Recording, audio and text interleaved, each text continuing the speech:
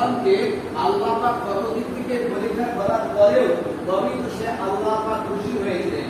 জিবরাইল ফেরেশতা এসে বলেছিলেন, মিকাঈল সাল্লাম ফেরেশতা এসে বলেছিলেন, সমস্ত ফেরেশতারা এসে বলেছিলেন আমি সাহায্য করব, কিন্তু তিনি কি বলেছিলেন, আমার একমাত্র আল্লাহ ছাড়া আমি কাউকে বিশ্বাস করি না। সেই আল্লাহ যদি খুশি হয়, আল্লাহ যদি রাজি থাকে, যদি আগুনে পুড়ে বলে আল্লাহ যদি খুশি থাকে, আমি ইব্রাহিম আমি পুড়তে রাজি আছি।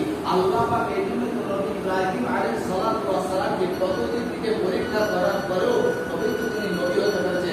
আর সর্বপ্রথম আল্লাহ পাক আল্লাহ রাসূল যে জান্নাতি পোশাকটা পরে বলেছিলেন, আল্লাহ রাসূল স্বয়ং বলেছেন আমার দিকেও ইব্রাহিম খলিলুল্লাহ আলাইহিস সালাতু ওয়াস সালামকে জান্নাতি পোশাক পরানো হবে। তো প্রিয় মুসলমান, আমার আল্লাহ ওয়ালা ভাইজানেরা, আজকে আমরা ইসলামের দিক থেকে, আজকে মুসলমান আমরা ইসলামের দিক থেকে আমরা কতটা পিছিয়ে আছি। হ্যাঁ, আজকে আপনার আমার এত মুসলমানদের উপরে দিনের পর দিনের এত অত্যাচার, এত লাঞ্ছনা কেন হচ্ছে? আল্লাহ পাকের জিকির থেকে আমরা সরে গেছি বলে তাই আল্লাহ পাক এত অত্যাচার, এত জুলুম আপনার আমার কেন? আল্লাহ পাক কোরআনুল কারীমের মধ্যে জানিয়ে দিয়েছে, ইয়া আইয়ুহাল্লাযীনা আমানু ইযা নুদিয়া লিস-সালাতি মিন ইয়াউমিল জুমআতি ফাসআউ ইলা যিকরিল্লাহি ওয়া যারুল বাই'আ যালিকুম খায়রুল লাকুম ইন কুনতুম তা'লামুন।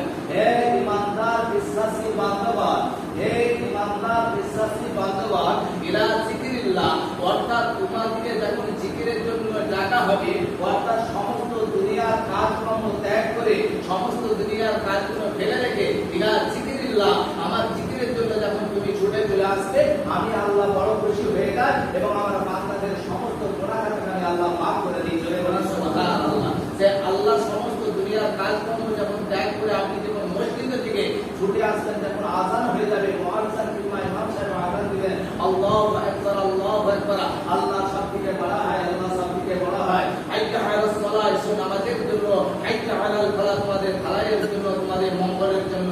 আল্লাহ বলছে বান্দা আমার কোনো ক্ষতি হয়ে যাবে না, ক্ষতি তোমাদেরই হয়ে যাবে। হাইয়া আলাস সালাহ, এসো নামাজের জন্য। আর আল্লাহর বান্দারা কি করছে? মসজিদের মুয়াজ্জিন কিংবা ইমাম সাহেব আযান দিতে, আমরা সাইকেলে আসরের আযান হচ্ছে কিংবা মাগরিবের আযান হচ্ছে, পাশ দিয়ে আমরা চলে যাচ্ছি। তোরা যত বলবে বল, আমরা মসজিদের পাশ দিয়ে চলে যাও। কোথায় থাকো? না বাজারে বসে বসে আড্ডা মারো। আল্লাহ রাসূল হুজুরে পাক সাল্লাল্লাহু আলাইহি ওয়াসাল্লাম বুখারী শরীফের মধ্যে বলেছেন, সবথেকে নির্দিষ্ট জায়গা হলো বাজার, আর সবথেকে উত্তম জায়গা হলো সেটা আল্লাহর ঘর। জোরে বলি সুবহানাল্লাহ। সবথেকে নির্দিষ্ট জায়গা হলো বাজার, আর বাজারে আপনি যান, আল্লাহ পাক যেতে মানা করেন না। সময়টা কাজকর্ম সেরে নিয়ে আপনি বাজার থেকে তাড়াতাড়ি এসে আল্লাহর ঘরে 10 মিনিট যদি সময় দিয়ে থাকেন, আল্লাহর ঘরে 10 মিনিট যদি পড়ে থাকেন, আপনি কিছু না বলে যদি সুবহানাল্লাহ বলেন, আল্লাহ পাক দয়াময়, দয়ার সাগর, রহমানুর রহিম। এই জন্যই তো আল্লাহ পাক দয়ার সাগর। আল্লাহ বলছে বান্দা তুমি কিছু না জেনে মসজিদে বসে বসে যদি তুমি নিঃশ্বাস ছাড়ো আর নিঃশ্বাস নাও, আমি আল্লাহ তোর আমলনামায় 10টি করে নেকি দান করব, আর 10টি করে গুনাহ আমি আল্লাহ মাফ করে দেব। চলে বলি সুবহানাল্লাহ। কিন্তু আমরা কি করব না? এত বড় গ্রাম যখন আজকে মসজিদটা গত শুক্রবার পবিত্র জুম্মার দিন, তা সত্ত্বেও মসজিদে পরিপূর্ণ হয় না। একটা করে যদি লোক আসে, একটা করে গ্রাম থেকে যদি এই মসজিদে আসে, এই মসজিদে কিন্তু লোক ধরে দেবে। হ্যাঁ, তাহলে আপনাকে আমাকে কি করতে হবে? দোতলা বাড়াতে হবে। কিন্তু দোতলা বাড়াবার আগে তো একতলাই পরিপূর্ণ হয় না। তাহলে একটা করে যদি গ্রামের মানুষ যদি মসজিদে আসে, যে ইমাম সাহেব বাজে 5 জায়গায় বলুক 5 ওয়াক্ত নামাজ পড়তে মুসল্লি বেশি থাকে না, ইমাম সাহেবের দেখে একটা খুশি লাগবে, আনন্দ লাগবে, নামাজ পড়তে আনন্দ লাগবে, খুশি হবে। আজ পবিত্র জুম্মার দিনে দেখুন, আজকে ইমাম সাহেব কিভাবে খুশি হবে? কটা লোক আছে? হ্যাঁ, একটা আনন্দ লাগে। যে কোনো জিনিসের বিয়ে বাড়ি অনুষ্ঠান করলে যত লোক সংখ্যা হয়, একটা আনন্দ লাগে। আল্লাহ বলছে বান্দা আমার ঘরকে যখন তোরা পরিপূর্ণভাবে খুশি করে দিবি, আমি আল্লাহ বড় খুশি হয়ে যায়। যেমন জিবরাইল ফেরেশতা, সমস্ত ফেরেশতারা বলেছিল আল্লাহ মানব জাতিকে দুনিয়ার মধ্যে সৃষ্টি করো না, ওরা দুনিয়ার মধ্যে ফাসলা ফাসলা মারামারি হানাহানি করবে। আল্লাহ তখন কি করেছিলেন কোরআনের মধ্যে? বিসমিল্লাহির রহমানির রহিম, ক্বালা ইন্নী আ'লামু মা লা তা'লামুন। হে ফেরেশতা মণ্ডলী, আমি যা জানি তোমরা তা জানো না। যেমন আরো বলেছেন আলাস্তু বিরাব্বিকুম, আমি তো তোমাদের রব নই, আমি তো তোমাদের প্রভু নই। তখন ফেরেশতারা বলেছেন ক্বালু বালা, নিশ্চয়ই আপনি আমাদের প্রভু, নিশ্চয়ই আপনি আমাদের স্রষ্টা, নিশ্চয়ই আপনি আমাদের মালিক। ক্বালু বালা শাহিদনা আন তাকুলু ইয়াউমাল কিয়ামাতি ইন্না কুন্না আন হাযা গাফিলিন। তো প্রিয় মুসলমান, আমার আল্লাহ ওয়ালা ভাইজানেরা, আপনাদেরকে বারবার অনুরোধ করে বলছি, আপনারা ভাই আমি নামাজ জানি না, আপনি মসজিদে আসলে আপনাকে কিভাবে নামাজ শিখাবেন, যেমন একজন পাশে আপনার নামাজ পড়ছে, আপনি অটোমেটিক বুঝতে পারবেন যে এই মানুষটা কিভাবে রুকু করছে, কিভাবে সিজদা করছে, কিভাবে রুকুতে উঠছে, আপনি অটোমেটিক আপনি দেখতে পাবেন। তাহলে বসাটা যখন আপনি শেখা হয়ে যাবে, প্রত্যেকটা নিয়ম যখন শেখা হয়ে যাবে, আপনি তখন আস্তে আস্তে আপনাকে ইমাম সাহেব কি করবেন, সবক দিতে শুরু করবেন, সবক দিতে শুরু করবেন। আপনি কিছু না জানেন, রুকু দিতে কমসে কম সুবহান রাব্বিয়াল আযীম, সুবহান রাব্বিয়াল আযীম, সুবহান রাব্বিয়াল আযীম, সিজদায় বলবেন সুবহান রাব্বিয়াল আলা, সুবহান রাব্বিয়াল আলা, কমপক্ষে 3 বার কিংবা 5 বার কিংবা 7 বার বলা হয়েছে। তো প্রিয় মুসলমান, আপনি আমি যদি আজকে ইসলামের দিক থেকে আমরা যদি পিছিয়ে যাই, তাহলে আপনাকে খেয়াল করতে হবে, আপনি যদি মসজিদে না আসেন, আপনার ছেলেরাও কখনো আসবে না। তো আল্লাহ রাসূল হুজুরে পাক সাল্লাল্লাহু আলাইহি ওয়াসাল্লাম বলেন, হযরত আয়েশা সিদ্দিকা রাদিয়াল্লাহু তাআলা আনহা, ইয়া রাসূলুল্লাহ, ইয়া হাবিবাল্লাহ, কাল কিয়ামতের ময়দানে, কাল হাসরের ময়দানে আপনার কি লাতিদের কথা মনে পড়বে না, আপনার কথা কি মনে পড়বে না?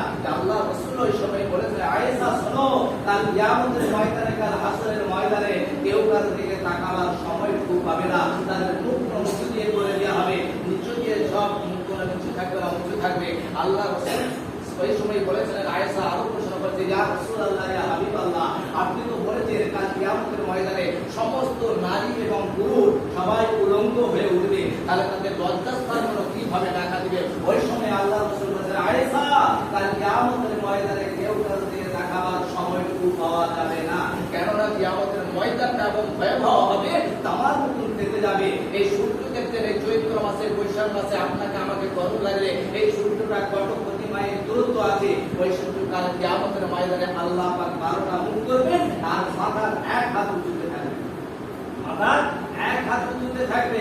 হয়তো আপনি মনে মনে করবেন এগুলো হাফেজ সাহেবদের মন করার কথা, 12টা কথা, কোরআনের কথা নয়। এরকম যদি আপনারা মনে করে থাকেন, তাচ্ছিল্য করে থাকেন, কাল কিয়ামতের ময়দানে, কাল হাসরের ময়দানে আল্লাহর উপরে তোমাদের কাছে কোনো কি সংবাদ পৌঁছায় না, তখন বলবে আল্লাহ নিশ্চয়ই আমরা সংবাদ পেয়েছিলাম, তা সত্ত্বেও আমরা ওই সুযোগটা হারিয়ে দিয়েছি।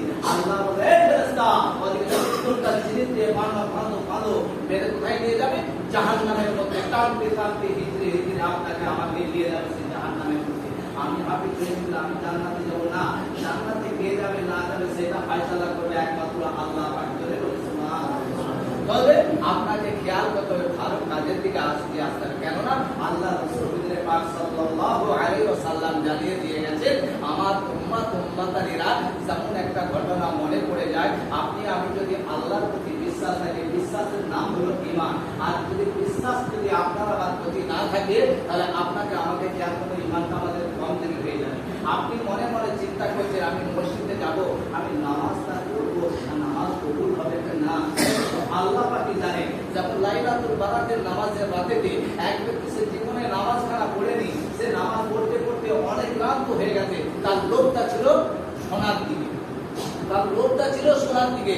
আল্লাহ পাক সংক্ষেপে বলছি, ওই সোনার দিকে তার লোভটা ছিল। একটা ইট যদি সোনা হয়, একটা ইটের ওজন 5 থেকে 7 কেজি ওজন হবে, আর ওইটা যদি সোনা হয়ে যায় অনেক তো ভারী হয়ে যাবে, অনেক সোনা হয়ে যাবে। কিন্তু আল্লাহর কাছে দোয়া চেয়েছিল, আল্লাহ ওই মানুষটা বলেছিলেন, তার স্ত্রীও বলেছিলেন, যাও আজকে রাতে আল্লাহর কাছে যা চাইবে আল্লাহ পাক সেটাই দান করবে। সে মনে মনে চিন্তা করে, আমি তো নামাজ পড়বো, শোনার জন্য নামাজ পড়বো, আল্লাহর কাছে কমাতে পারছি না, সংক্ষেপে বলছি। তো এমন সময় সে 2 রাকাত 20 রাকাত নামাজ খানা পড়ে নিয়ে বলছে, আল্লাহ তো এটাকে শোনা বানিয়ে দাও, আল্লাহ তো এটাকে শোনা বানিয়ে দাও। এইভাবে করতে করতে রাত 12টা, 12:30, 1টা, 2টো বেজে গেল। শোনা যখন হয়ে যায় না, চিৎকার আবার বাড়ি থেকে পৌঁছে চলে গেলেন, ফিরে চলে গেলেন।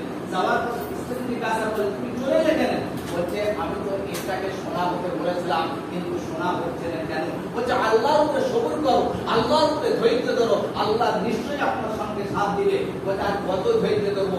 আনন্দিত হয়ে ওই সময় বলেছেন, এই তুই সোনা যদি না হোস, পাথরে পরিণত হয়ে যা। আর আপনারা আমার আল্লাহ কি করেছিলেন? সঙ্গে সঙ্গে এইটাকে পাথর থেকে সোনা বানিয়ে দিয়েছিলেন। জোরে বলছি সুবহানাল্লাহ। আর এইটাকে সোনা না বলে পাথর হয়ে না, পাথরে পরিণত করে দিয়েছিলেন। যে আল্লাহ ইটটাকে পাথর বানাতে পারে, সে আল্লাহ ইটটাকে সোনা বানাতে পারে। তো আপনাকে আমি বিশেষ করে অনুরোধ করবো, গ্রামের মানুষরা আছে, আপনারা মসজিদে আসুন, আপনারা বেশি বেশি করে মসজিদে আসুন। একটা করে যদি মসজিদে লোক আছে, মসজিদে কিন্তু লোক ধরবে না। আর পবিত্র জুম্মার দিনেও দেখুন আজকে লোকের মুসল্লি খুব কম আছে।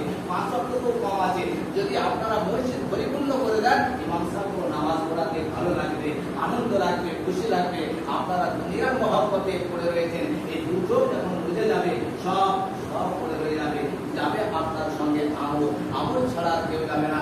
কবরের চিন্তা আপনি আমি একটু করুন, আল্লাহ পাক শোনা এবং বলা বেশি বেশি করে আমল করার তৌফিক দান করুন। ওয়া আখিরু দাওয়ানা আলহামদুলিল্লাহি রাব্বিল আলামিন।